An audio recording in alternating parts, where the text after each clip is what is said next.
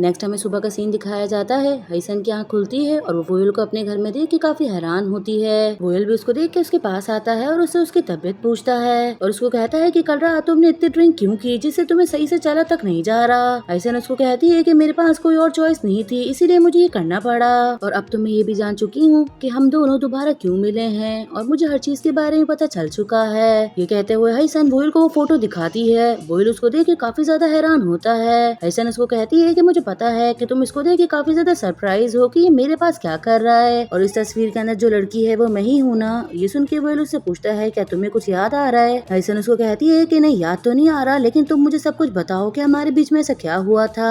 ये लड़की तुम्हारी वजह से मरी है और मुझे ऐसा लगता है कि तुम कोई आम इंसान नहीं हो। अब तुम्हें चाहिए कि तुम मुझे अच्छे से ट्रीट करो क्योंकि एक दफा तो मैं तुम्हारी वजह से अपनी जिंदगी खो चुकी हूँ। तुम फिक्र मत करो, तुम उस पेंशन को छोड़ के मेरे पास आ जाओ और यहाँ पर रहो क्योंकि मैं तुम्हें इन्हीं के साथ रहते हुए 1 मिनट के लिए भी नहीं देख सकती। वोयल उसको साफ मना कर देता है। वो कहता है कि वो घर में नहीं छोड़ सकता क्योंकि उस घर में मेरी और हाईसन की बहुत सारी यादें हैं। हाईसन कहता है कि चलो कोई बात नहीं, अगर तुम चाहो तो हम इन्हीं को लात मार के घर से बाहर निकाल सकते हैं और मैं तुम्हारे साथ उस घर में चल के रह सकती हूँ। ये कहते हुए वो फोटो को उठा लेती है। वो कहती है कि ये तो वैसे भी मुझसे बिलोंग करती है, जब तक तुम इस बारे में नहीं सोच लेते तो इस फोटो को मैं अपने पास ही रखूंगी। वोयल हाईसन की हरकतें देख के बहुत ज्यादा हैरान हो रहा होता है क्योंकि हाईसन एक तरह से उसको ब्लैकमेल कर रही होती है। फिर उसको इन्हीं की बात याद आती है कि वो सिर्फ एक ड्राइंग है। तुम बताओ तुम्हारे लिए क्या इम्पोर्टेंट है, हाईसन या वो शख्स जो कि तुम्हारे प्यार का सपना पूरा कर सके। ये सोचते हुए वोयल हाईसन को कहता है कि अब ये मुझे वापसी नहीं चाहिए, इसको तुम अपने पास ही रख लो। हाईसन ये सुन के हैरान होती है। कहती है कि तुम कहना क्या चाह रहे हो। वोयल कहता है कि ये अब मेरे लिए सिर्फ एक ड्राइंग है और इससे ज्यादा कुछ नहीं, क्योंकि मुझे एक ऐसा इंसान चाहिए जो कि मेरे प्यार का सपना पूरा कर सके, ना कि कोई ऐसा इंसान जो कि हाईसन की तरह सिर्फ दिखने में हो। ये कहकर वोयल वहाँ से जाने लग जाता है। हाईसन उसको जाते हुए देखती है तो उसको और भी ज्यादा गुस्सा आता है। फिर वही में इन्हीं का दिखाया जाता है। रात हो जाती है लेकिन वोयल अभी तक घर पर नहीं आता। इन्हीं बहुत परेशान होती है क्योंकि उसने 2 दिन से वोयल को नहीं देखा होता तो वो उसको ढूंढने के लिए निकल जाती है। वहीं दूसरी तरफ वोयल भी ऊपर खड़ा हुआ इसी बारे में सोच रहा होता है। इन्हीं वोयल को ढूंढते हुए जब मेन रोड पे आती है तो सामने वोयल को ब्रिज पे खड़ा हुआ देखती है। उसको देखती है फौरन भागते हुए उसके पास जाने लगती है। इन्हीं ब्रिज पे आने के बाद जोर से वोयल को आवाज लगाती है। वोयल जब उसकी तरफ देखता है तो काफी हैरान होता है और साथ ही काफी खुश भी। इन्हीं उसके पास आती है और उसको कहती है कि तुम हंस क्यों रहे हो और तुम्हारा मोबाइल बंद क्यों जा रहा है। तुम्हें पता है कि मैं कितना ज्यादा परेशान हो गई थी, तो तुम पूरे 2 दिन से घर पर नहीं आए हो। इन्हीं लगातार उसके ऊपर गुस्सा कर रही होती है लेकिन वोयल के फेस पे तो एक स्माइल सी होती है और मुस्कुराते हुए उसे ही देख रहा होता है कि अचानक से उसके सर में दर्द होने लगता है जिसकी वजह से वो चक्कर खा के नीचे गिर जाता है। इन्हीं उसको देख के बहुत परेशान हो जाती है और उसको उठाने की कोशिश कर रही होती है। वहीं सैंग और डोंग पास से गुजर रहे होते हैं। समाज तेज होने की वजह से उनके कानों में इन्हीं की चीखने की आवाज आ रही होती है जो कि वोयल को कह रही होती है कि प्लीज आंखें खोलो। उसकी आवाज सुनते ही वो दोनों भी भागते हुए फौरन वोयल के पास आ जाते हैं। फिर वहीं में दिखाया जाता है कि वो दोनों वोयल को लाके इन्हीं के बेड के ऊपर लिटा देते हैं और यही कह रहे होते हैं कि आखिर इस दुनिया में हो क्या रहा है, क्योंकि वैम्पायर तो कभी भी बेहोश नहीं हो सकते। इन्हीं उन लोग को थैंक यू करती है तो सैंग कहता है कि थैंक यू वाली कोई भी बात नहीं है, बल्कि वोयल तो हमारी फैमिली है। डोंग कहता है कि फिलहाल तो हम लोग जा रहे हैं, लेकिन हमारी जरूरत हो तो हमें फौरन बुला लेना। ये कह के वो दोनों वहाँ से चले जाते हैं। फिर हमें मिस्टर डू का दिखाया जाता है। ली उनसे मिलने के लिए आता है। मिस्टर डू से कहते हैं कि तुम कौन, जिस पे वो डायरेक्ट कहता है कि मैंने सुना है कि आप किसी वैम्पायर को तलाश कर रहे हैं। मिस्टर डू ये बात सुनते ही एकदम हैरान होते हैं क्योंकि उन्होंने इस बारे में जिक्र आज तक किसी से भी नहीं किया सिवाय अपने सेक्रेटरी के। ली भी इनको देख के मुस्कुरा रहा होता है। फिर दूसरी तरफ हमें वोयल का दिखाया जाता है। इन्हीं पूरी रात वोयल के पास ही बैठी रहती है। कभी वो उसका बुखार चेक कर रही होती है तो कभी उसका हाथ पकड़ के उसके उठने का वेट कर रही होती है। काफी ज्यादा देर गुजर जाती है। वोयल की आंख खुलती है और वो उठ के बैठता है और देखता है कि इन्हीं तो उसी के पास ही सो रही है। ये देख के वो हैरान होता है और उसी को ही देख रहा होता है कि आहट की वजह से इन्हीं की आंख भी खुल जाती है। वोयल को देखते ही वो फौरन उसके पास आके बैठती है और उससे पूछती है कि मुझे बताओ कि अब तुम्हारी तबीयत कैसी है, कहीं तुम्हें कोई दर्द तो महसूस नहीं हो रहा। वोयल बहुत हैरानी से उससे पूछता है क्या तुम पूरी रात मेरे पास ही रुकी। इन्हीं कहती है कि मैं इसके अलावा कर भी क्या सकती थी। जब कोई आम इंसान बीमार होता है तो मुझे पता है कि उसकी टेक केयर कैसे करनी है, लेकिन जब तुम बीमार हुए तो मुझे कुछ भी नहीं पता कि मैं तुम्हारा ख्याल कैसे रखूं। मैं बहुत ज्यादा डर गई थी कि कहीं तुम्हें कुछ हो ना जाए और मुझे इस चीज से भी बहुत डर था कि कहीं ये ना हो कि मैं तुम्हें कभी दोबारा देख ही ना पाऊं। बस मैं चाहती हूँ कि तुम हमेशा मेरे पास ही रहो।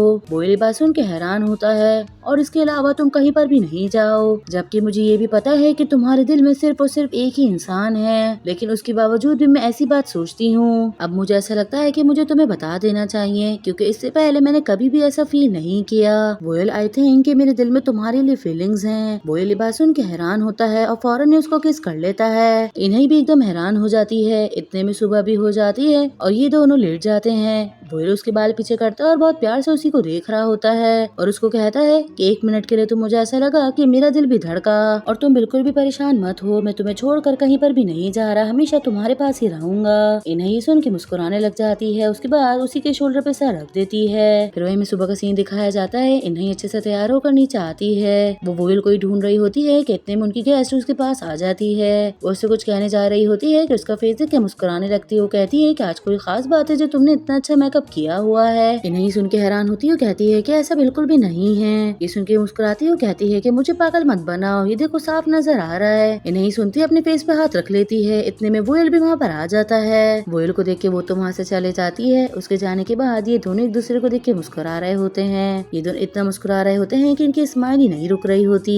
फिर वोयल इन्हें की तारीफ करता है। वो कहता है कि तुम बहुत ज्यादा प्रिटी लग रही हो। इन्हें सुन के और मुस्कुराने लगती है और साथ ही उससे पूछती है कि तुम बताओ कि अब तुम्हारी तबीयत कैसी है। वोयल कहता है कि मुझे तो तुम्हें थैंक यू करना चाहिए, अब मैं बिल्कुल न्यू जैसा फील कर रहा हूँ। इन्हें कहती है कि अच्छा कल रात के बारे में तुमसे पूछना ही भूल गई कि ऐसा क्या हुआ था, क्या हाइसन ठीक थी। वोयल कहता है क्या वो बिल्कुल ठीक थी और जो फोटो में ढूंढ रहा था वो उसी के पास थी। इन्हें सुन के हैरान होती है तो वोयल उसको सारी बात बता देता है और उससे मिलने के बाद मुझे ये भी रियलाइज हुआ कि वो बिल्कुल भी हाइसन जैसी नहीं है और अब वो फोटो जहाँ होनी चाहिए वो उसी जगह पर है, तो अब मैं उसको वापसी नहीं लूंगा। वो सारी बातें बताते हुए इन्हें का हाथ पकड़ लेता है और उसको कहता है कि मुझे तो तुम्हें थैंक यू करना चाहिए कि तुम ही हमेशा मेरे साइड पर रही हो। ये कहते हुए दोनों एक दूसरे की आंखों में देख के मुस्कुरा रहे होते हैं कि वो इन्हें के करीब बढ़ने लग जाता है। ये दोनों किस करने के लिए जा ही रहे होते हैं कि इतने में इनके दोस्त वहाँ पर आ जाते हैं। इन्हें इनको देखते ही एकदम घबरा जाती है और फौरन उठ के खड़ी हो जाती है और वो आते ही वोयल के गले लग जाते हैं। वोयल उनसे पूछता है कि तुम लोग यहाँ पे क्या कर रहे हो।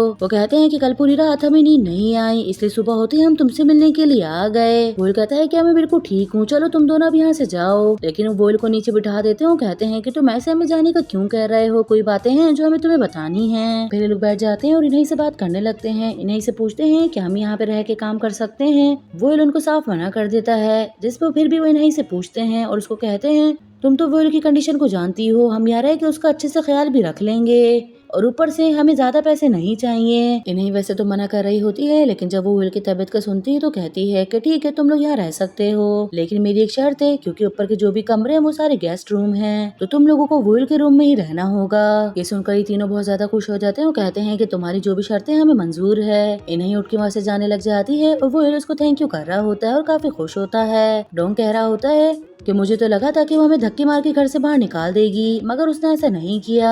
वो काफी ज्यादा यंग है मगर काफी ज्यादा स्कैरी भी है। फिर ये तीनों ही नीचे आ जाते हैं और वहाँ की बात करने लगते हैं। पहले तो ये लोग वोयल की तबीयत का पूछते हैं, फिर वो उनको बताता है कि फाइनली बटलर जू को प्यार हो गया है। वो जब सारी बात बताता है तो वो लोग वोयल के लिए बहुत ही ज्यादा खुश होते हैं और फौरन उसको हक करने लगते हैं। फिर वही में हाइसन का दिखाया जाता है। वो मिस्टर डू से मिलने के लिए उनके ऑफिस आती है और उनको कहती है कि वोयल के बारे में आप जो भी जानते हैं मुझे सब कुछ सच सच बताएं, क्योंकि मुझे ऐसा लगता है कि वो आम इंसान नहीं है, तो आपको जो भी पता है मुझे बताएं। मिस्टर डू इस बात को ज्यादा नहीं छुपाते और इसको कहते हैं कि अगर मैं तुम्हें कहूँ कि वो एक वैम्पायर है तो क्या तुम इस बात पे यकीन करोगी। ऐसा नहीं सुनते एकदम हैरान हो जाती है। फिर वहीं दूसरी तरफ हमें दिखाया जाता है इन्हें अपना काम कर रही होती है। कितने में उसके पड़ोसी उससे मिलने के लिए आते हैं। इन्हें इनसे पूछती है कि आप यहाँ पे क्या कर रहे हैं, तो वो कहते हैं कि मुझे आज तुम्हारी छोटी सी हेल्प चाहिए, मुझे किसी के फ्यूनरल में जाना है और वहाँ पे मैं अपने बच्चे को लेकर नहीं जा सकता, तो क्या तुम इसको यहाँ पर रख लोगी। इन्हें उनको मना करती है, लेकिन वो उसको कहते हैं कि तुम परेशान मत हो, ये तुम्हें बिल्कुल भी परेशान नहीं करेगा, इसको बुक्स बहुत ज्यादा पसंद है, तुम इसको अच्छी से कोई बुक दे देना, ये वही पढ़ता रहेगा।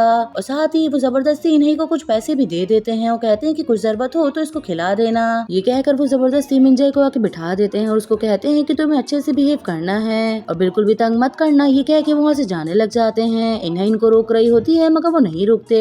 इतने में वो तीनों भी बाहर आ जाते हैं। सैंग कहता है क्या तुम लोग बच्चों को भी गेस्ट रखते हो, जिस पे वो बहुत हैरानी से नहीं से पूछता है क्या ये बच्चा हमारा गेस्ट है। फिर दूसरी तरफ हमें रोज का दिखाया जाता है, वो डिलीवरी करते हुए गुजर रही होती है, उसे एक कॉटेज के बाहर ली नजर आता है। ली को देख के वो बहुत हैरान होती है। वो कहती है कि ये यहाँ पे क्या कर रहा है। फिर वही हमें इन्हीं को दिखाया जाता है। इन्हीं मिंजाई से पूछ रही होती है कि तुम्हें क्या खाना है, या तुम खेलना चाहते हो, या फिर तुम्हें कौन सी बुक पढ़नी है। मगर वो हर चीज का ही मना कर रहा होता है। वो यही कह रहा होता है कि मुझे थीम पार्क जाना है, जिसके ऊपर इन्हीं ज्यादा ध्यान नहीं देती। मगर सैंग उसको कहता है कि तुम इस बच्चे को लेके थीम पार्क चले जाओ, वो थीम पार्क जाना चाहता है। इन्हीं को सैंग के ऊपर गुस्सा भी आता है, मगर वो उठकर इन्हीं के पास आके बैठ जाता है और उसको कहता है कि चलो ना चलते हैं, ये हमारी पहली डेट होगी। इन्हीं ये बात सुन के मुस्कुराने लग जाती है और फौरन मान जाती है।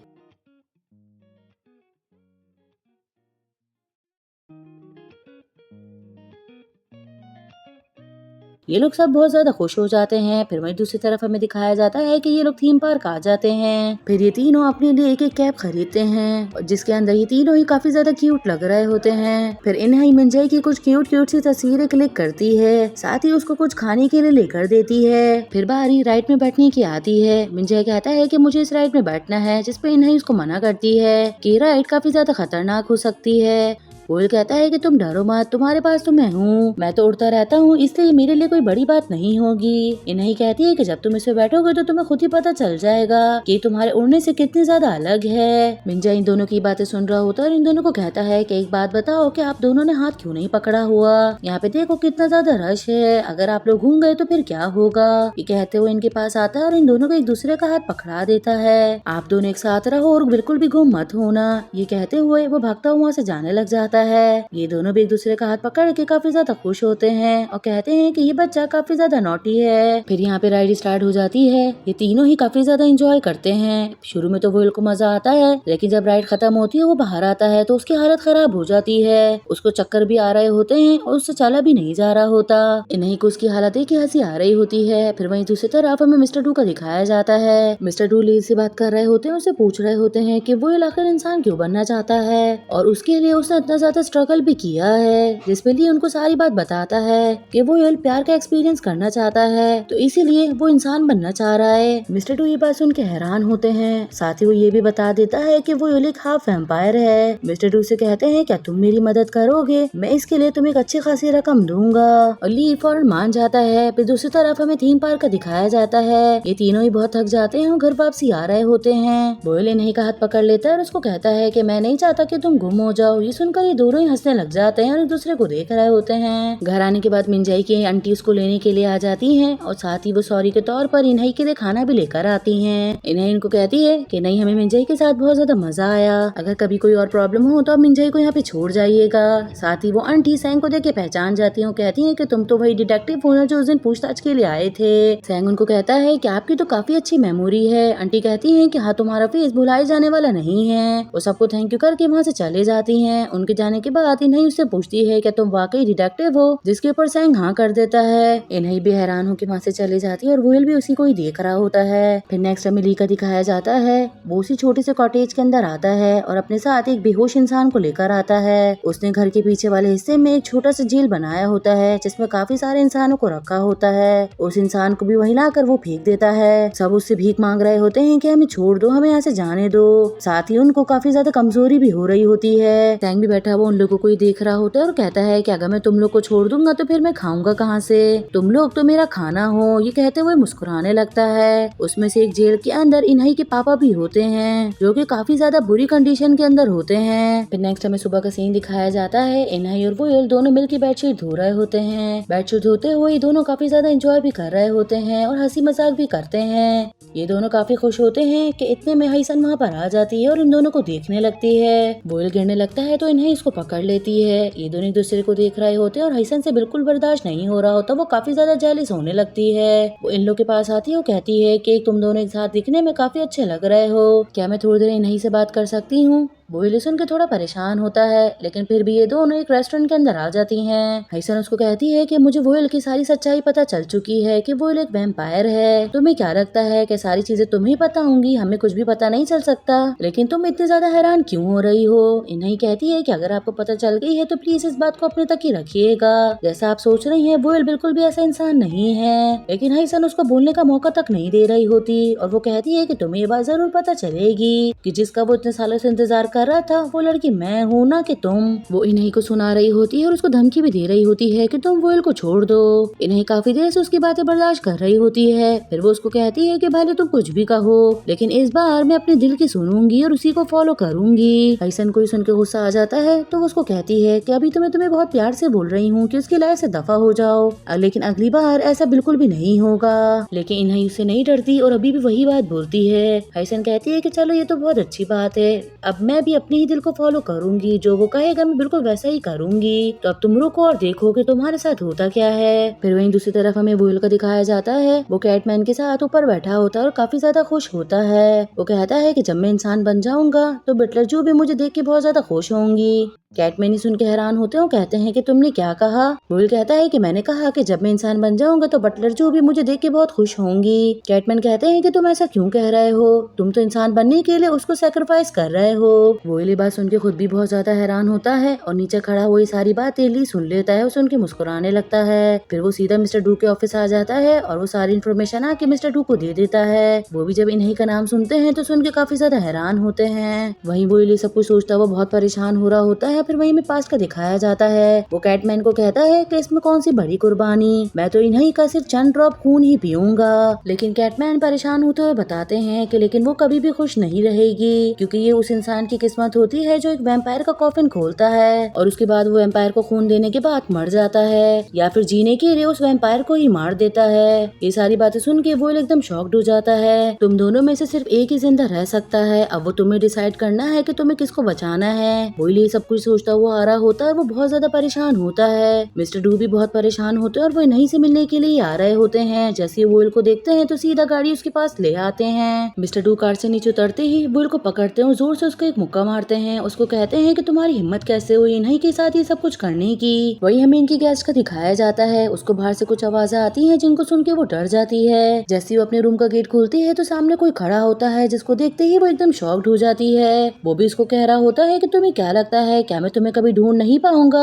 तुम मुझसे भाग सकती हो मगर मुझसे छुप नहीं सकती। खामोशी से मेरे साथ चलो वरना तुम्हारे साथ अच्छा नहीं होगा। ये कह के वो उस लड़की को वहाँ से लेके जाने लगता है। वो जबरदस्ती उसको लेके नीचे आ जाता है। इन्हीं दोनों को देख लेती है और वो कहती है कि तुम ये क्या कर रहे हो। जिस पर वो इन्हीं को कहता है कि हम बॉयफ्रेंड गर्लफ्रेंड के मामले में आपको पढ़ने की जरूरत नहीं है, हमारे रास्ते से हट जाओ। जिस पे वो लड़की कहती है कि बॉयफ्रेंड माय एस, ये मेरा कुछ भी नहीं लगता, इससे मुझे बचाओ। इन्हीं सुन के उसको बचाने लग जाती है लेकिन वो इन्हीं को धक्का दे देता है, जिसकी वजह से इन्हीं नीचे जाके गिरती है। वहीं दूसरी तरफ मिस्टर डू वोयल को कह रहे होते हैं कि तुम एक मॉन्स्टर हो, तुमने इन्हीं को सिर्फ अपने मकसद के लिए यूज किया। इतने में वोयल की गर्दन के ऊपर वही दांतों का निशान आने लगता है, जिसकी वजह से उसको दर्द भी हो रहा होता है। मिस्टर डू यही देख रहे होते हैं और देख के हैरान हो रहे होते हैं कि इसको अचानक से क्या हो गया। इन्हीं को गिरता देख के वो लड़की भी उसके हाथ पे काटती है तो उस लड़की के मुंह पे भी एक जोर से थप्पड़ मारता है, जिसकी वजह से वो भी नीचे गिर जाती है। इन्हीं उसको रोक रही होती है लेकिन वो इन्हीं को ऐसा धक्का देता है जिसकी वजह से इन्हीं के सर पे लग जाती है और खून निकलने लगता है। वोयल भी समझ जाता है कि इन्हीं खतरे में है तो वो भागता हुआ अंदर आने लगता है। वो इन्हीं को मारने आ ही रहा होता है कि वोयल उसको आके रोक लेता है और उसको उठा के दूर धक्का देता है, जिसकी वजह से वो पीछे जाके गिरता है। फिर वो इन्हीं को देखने लग जाता है और उसे पूछता है कि तुम ठीक हो। लेकिन जब वोयल देखता है कि इन्हीं का खून निकल रहा है, ये देखकर वो वैम्पायर बनने लगता है और उसको हाइसन का खून पिया हुआ याद आने लगता है। वो खून पीने के लिए जा ही रहा होता है, कितने में मिस्टर डू आ जाते हैं और आके वो उसको दूर धक्का देते हैं और वो इन्हीं को फौरन उठा लेते हैं। वोयल भी एकदम शॉक्ड होता है। यहीं पर हमारा ये एपिसोड खत्म होता है। आई होप सो कि गाइस आप लोग को ये एपिसोड पसंद आया होगा।